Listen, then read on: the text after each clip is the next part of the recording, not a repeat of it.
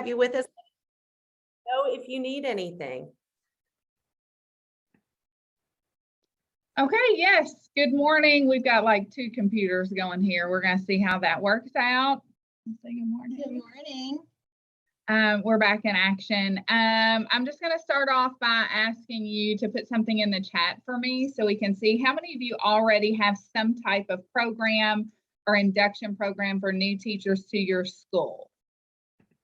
If you'll put that in the chat for me. Let's open up our chat.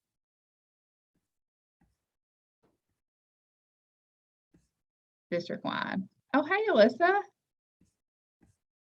Ryan.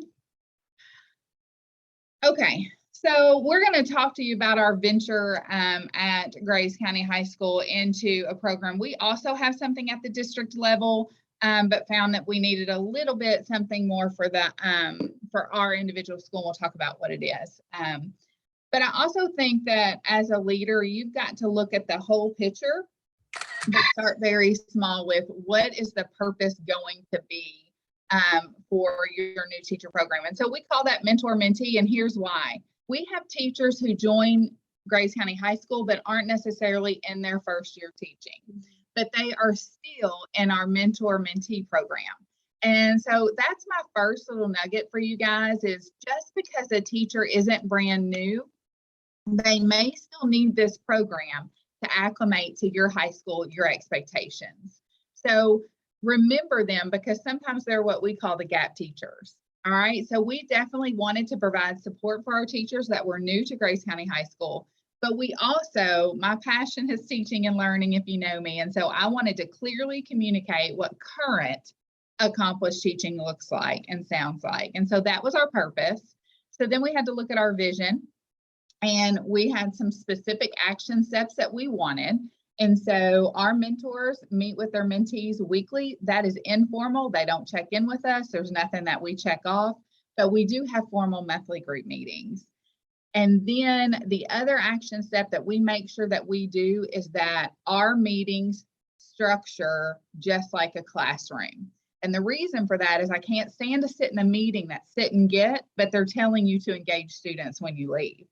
So I'm super passionate about us walking the walk as leaders. And then the third one is if we have our purpose and we have our vision, then that mission, what's it going to look like when we achieve this? So you can read that down there on your own. It's that I want, not just in classrooms, for them to be a collaborative culture. I want a collaborative culture among the adults in this building, that teachers learn when they step into these doors here that they are going to be asked to be critical thinkers. So it really connects to Dr. Drummond as far as we want all this of students, but we have to really feed this with teachers because some of our newer teachers or mentors weren't always used to reflecting and really critical thinking about why do I do what I do. And so definitely want to constantly reflect and revise in this. And I also forgot to say, hey, put something in the chat, and Gretchen, if you'll watch it, if somebody has a question, we'll stop right then. This is super informal. So we're in our 3rd year of implementation, okay? So talking about our why, I'm going to just go ahead and share. These are 2 of our mentees. One of them, Caitlin Delaney, was a mentee the 1st year, a mentor the 2nd year. And Ms. Sarah Wright Holmes will talk about how we choose our mentors. But Emily is in her 2nd year with us, and she actually came to us and was hired without even going through a student teaching scenario. And that's the reality of where we're at sometimes in education. So I'm going to let you hear from them. Hopefully you'll be able to hear it. Let's see.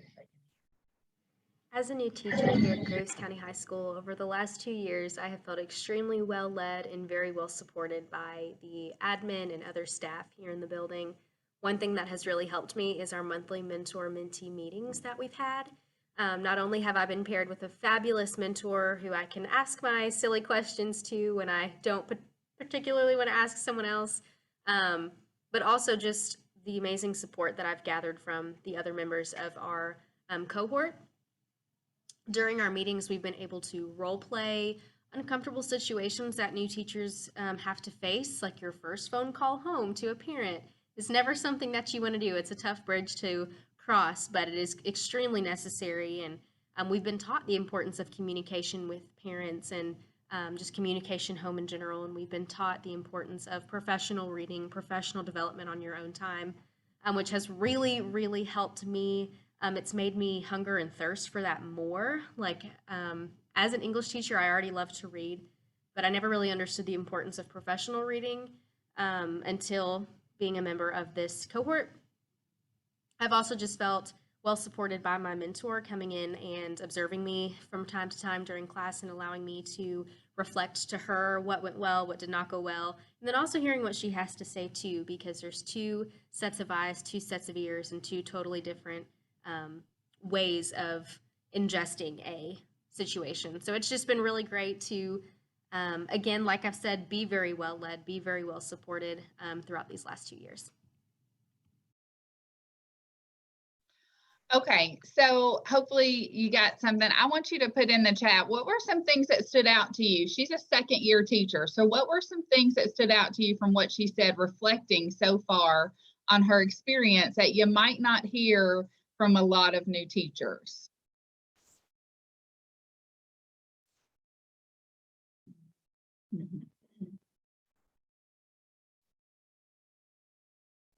Yes. I asked them to do this yesterday. So it was on the fly, like, hey, what has this program done for you? And I just, as Dr. Drummond was talking about, I was thinking about my new teachers, our new teachers, and the fact of that's what they need to. They need to feel supported, that it's okay to be wrong, the failing forward. And I love the point of every one of my new teachers, and I'm not going to have you watch Caitlin Delaney's either until later, but the professional reading piece is huge. We have to model that as administrators and have teachers dig into that professional reading, because there's lots of growth that happens with that.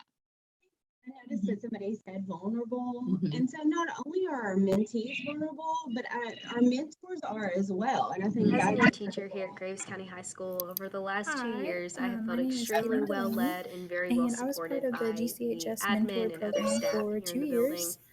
Okay, sorry. All right, go ahead. so. As we are looking at our mentors, Ms. Gregory mentioned earlier about how we don't just choose somebody based on their years of experience, such as Caitlin Delaney. She was in our building for 2 years, and we ultimately realized that she had so much to offer a new teacher, and she was willing to take risk and put herself out there. And so we're going to look at why or how we identify these mentors. Mostly we see that these mentors have a growth mindset, like they are willing to grow alongside our mentees. They're willing to be vulnerable and put themselves out there. They also have very high expectations for everyone around them. So they have high expectations for their students, for themselves, for their department, and they make sure that they surround themselves with other colleagues in the building that also have high expectations. So if you'll see, you can look on the screen, we just kind of narrowed down some things that we thought really focused in on our mentors and how we select those. But we definitely don't do it by content. We don't look and say, oh, we need somebody from the English department and we need somebody from the math department. We really sit down and look at our mentors that are going to be willing to offer, and they're going to be that positive influence for new teachers in the building. And it's definitely not years of experience. Years of experience don't make you a great mentor. Sometimes, you know, absolutely, but that's not one of our checklist items. We really focus on those dispositions. I'll come back to Tara's thing. I don't know why this is not doing what I want it to do. All right, so let's just look at our history really quickly. In 1920 was my first year at the high school level, leading this school. And so I knew that there was a district level program, but I did not know that it ended like in October. And so I ran to Sarah at Holmes. I'm like, look, we've got to give more support. all the other high schools I've worked at, we have a new teacher program. I want you to take this on. And she looked at me like this. So I said, I will, I'll model that for you. And so it was spotty, 1920. We did some meetings, but I was interesting to see that Caitlin Delaney was in that group and she still gained something from that. So just start somewhere from where you're at. Of course, COVID hit that year too. But then we went to, after 1920, and went to the core values and said, we have to build our new teacher program based on our core values. So for 2 years straight, we've had the district level that goes until October, and we still meet with them as well. And then we have a school level, because there are so many things that we do at the school level that are just unique to Grace County High School that we want teachers doing. So a district level just wasn't enough for us. It was more blanket. And where you have to, I think you have to think about the culture and the students, and just the different colleagues in the building. And so you've got to take all that into consideration. And we've also been able to identify each year that the new teachers coming in have different needs. So Sure. We've been able to really narrow that down as well, our focus. So non-negotiables as we plan this, and as I modeled for Sarah Wright Holmes, where I wanted to model effective planning and teaching throughout this whole 2 years. And again, our new teachers join us. Hey, Dr. Morris, our new teachers are in this program for 3 years. It is not a one and done. So they stay with us for 3 years. So we wanted to model effective planning and teaching, and we wanted it to be relevant content. And that's what Ms. Sarah Wright Holmes was talking to you. We really look at each group of teachers to see, okay, what do they need? All right, and so I'm just going to kind of show you, like, task one, you really need to have some backwards design. Where do I want my teachers to be at the end of the school year? And then how am I going to get them there? With the non-negotiables of, I want teachers professionally reading. I want to model for them what I want to see in their classroom. So in 2021, we knew that distance learning was going to be a big deal. We were probably going to be in and out of school. And so the first thing that we modeled was, we have a learning management system here that we use, which is Schoology. So I use Schoology with the staff and with my new teacher Mentor-Mentee program. So every meeting ran off of our LMS, and it was designed exactly like I was asking them to design their classrooms so that they could feel it as a student. And then we always have a book that we focus on. And so obviously it made sense for us. We were a one-to-one high school at the time anyways, but I would say we weren't proficient at that at all. And so we bought a Chromebook Infused Classroom for both our mentors and our mentees. And so that's what Sarah Wright Holmes was talking about. Our mentors learn just as much as our mentees in these meetings.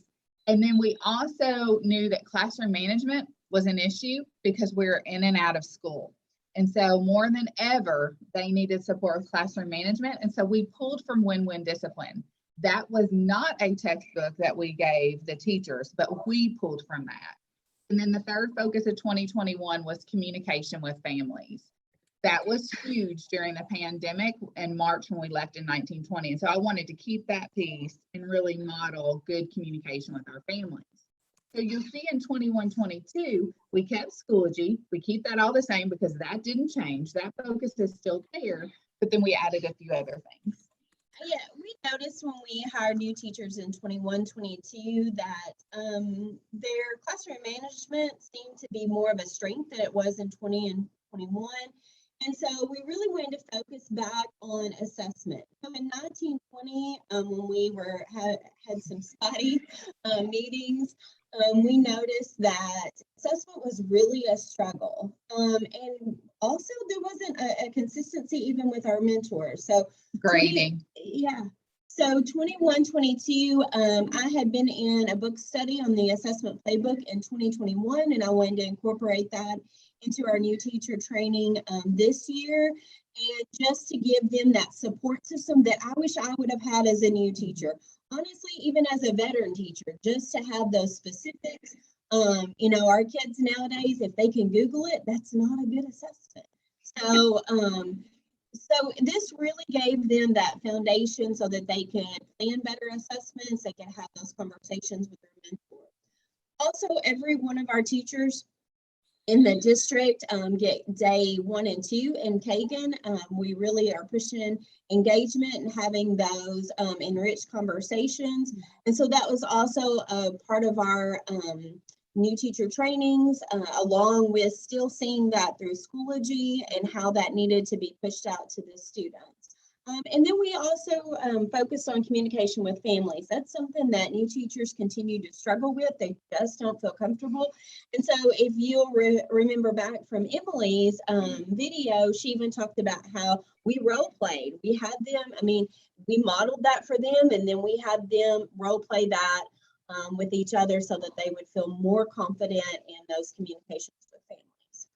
I think this is a stopping place to just take 12 seconds to think to yourself, okay, here is my school. What are the things that we're focused on here that I would want incorporated in the mentor-mentee scenario? Because I think if you can't put your finger on, like, this is my focus, this is what we're doing, this is my professional reading, I think that's where you start then, of really honing in on what is our focus as a school. And then how can I front load and really support newer teachers in that, for sure, if that makes sense. All right, and then I already told you modeling is super important to me. It is an expectation I have of all the assistant principals when they lead meetings. We will never go into a meeting and have Ms. Sarah Wright Holmes just talk to us. It's just not good teaching, and you guys understand that as well. So I just want to take you through a session. I want you to think through, and maybe you can take some notes about, okay, how would I do this? So I'm taking you through like how we plan for one session of new teacher. Mm-hmm.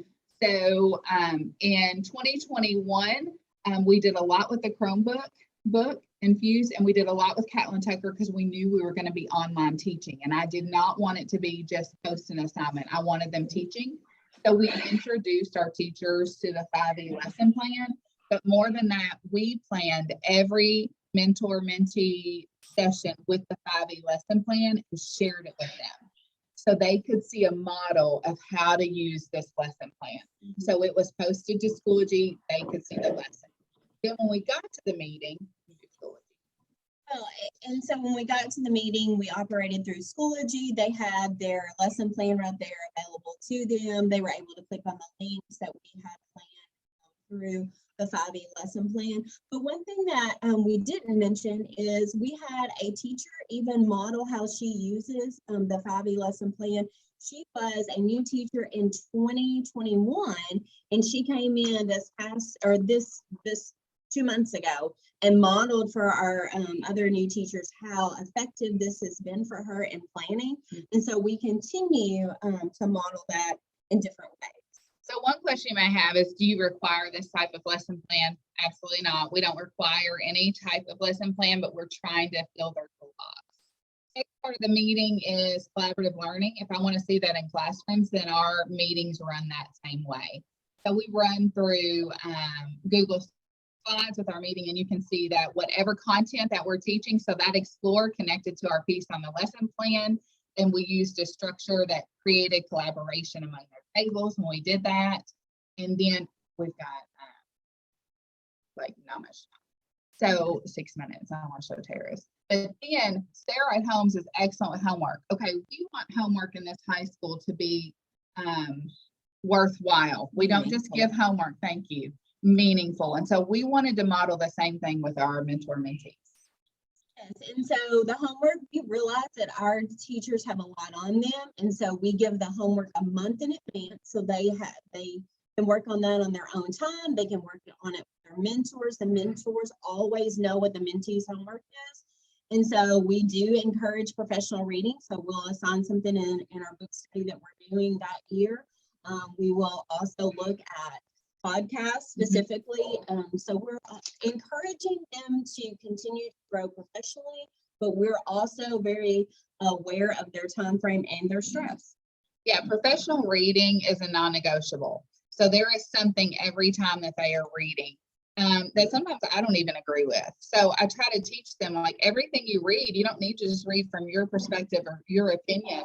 You want to read everything that's out there. So this is just a quick view of our what one of our meetings looks like. I think Sarah Wright and Mr. Cole were practicing making those phone calls home. But at the end of the day, I want these teachers to create relationships with other teachers. I have 85 certified staff in this building, which may be small for some of you guys, which may be really a lot, but if they aren't connected, they will not stay here.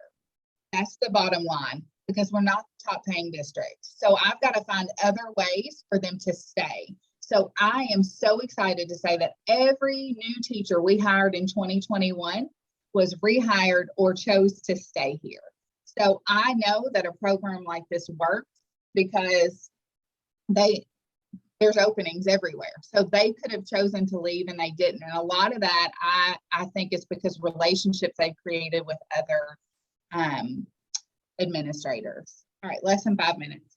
So keeping it real, I'm going to end with Tara Fowler, who's a mentor, 18-year veteran, 19-year veteran, who's actually, she'll say, I've learned more than my mentees sometimes from these meetings. It will be time consuming for you as a leader, but it's absolutely worth it when you think about not having to hire every year. And I really want us as leaders in Kentucky to focus on being proactive instead of reactive with everything. And as we're planning, it's really important for us to challenge those mentors too. So it's not just always typical first year, like that assessment playbook was good for everyone, okay? All right, so I'm going to end with Tara's viewpoint of this Mentor-Mentee program. And then if you have any questions, feel free to let me know. I'm also a part of the P3 community now. I left Sarah Wright Home's high and dry. But with that being said, if you're interested in creating something like this for your school building, I'm more than willing. On that day that she called school off for everybody. Remember that one day? And Wednesday? No, it's actually the day before that, I think. My name is Tara Fowler, and I am a mentor She said participating in the 240 days could Mentor-Mentee use program. emergency days. And I but can you asked that honestly question from say that Brandon. as a mentor, I have become a better teacher through the program. One of the reasons for this is because it's challenged me to read more and listen to more podcasts that deal with education, and it has made me realize how much I don't know with the latest educational trends and issues, and so it's challenged me to get more up to date with that. Secondly, the Mentor-Mentee program has a built-in kind of accountability piece in it, in the fact that I know at any given time my mentee can come in and observe, and I want to always make sure that I'm practicing what I'm preaching. And so I always work harder to plan lessons to make sure that I'm including things that our school wants us to include, so that if my mentee comes in, I'm setting a good example for my mentee. And also, as a veteran teacher, I sometimes forget how hard it is to be brand new and how much just new teachers tend to struggle. And so it helps me to stay with reality in their world, and it helps me to have more compassion for them so that I truly can support them in the best way possible.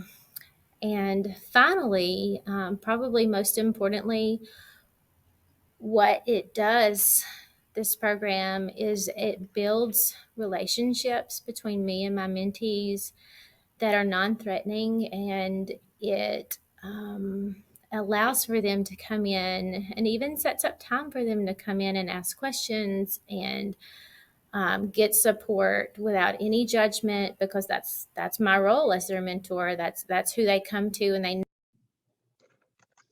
All right, I'm going to stop it right there. I'm so sorry. I can send this to any of you guys, but thank you for being here. Please don't forget the importance of all teachers in your building, but especially these teachers who are just joining our profession in such a tough time.